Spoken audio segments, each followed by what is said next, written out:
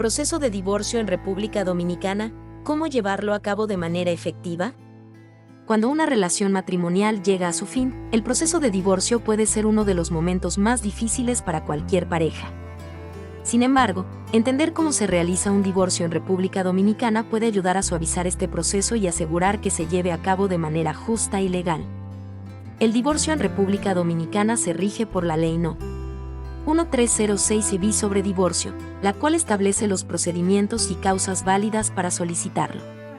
Existen varias modalidades, siendo las más comunes el divorcio por mutuo acuerdo y el divorcio por incompatibilidad de caracteres. En el divorcio por mutuo acuerdo, ambos cónyuges están de acuerdo en la disolución del matrimonio. Este es el proceso más sencillo y menos costoso.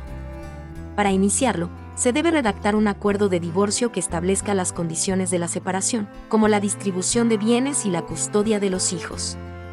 Una vez firmado el acuerdo, se presenta ante el juez competente, quien procederá a validar el acuerdo y dictar la sentencia de divorcio. Por otro lado, el divorcio por incompatibilidad de caracteres es una opción cuando una de las partes no está de acuerdo con el divorcio o cuando no existe un consenso sobre las condiciones de la separación.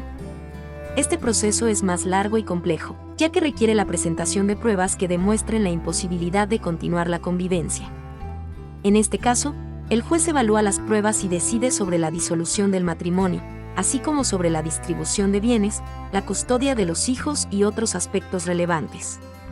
Es importante tener en cuenta que, independientemente de la modalidad de divorcio seleccionada, ambos procesos requieren la intervención de un abogado especializado en derecho de familia para asegurar que se cumplan todos los requisitos legales y se protejan los derechos de ambas partes.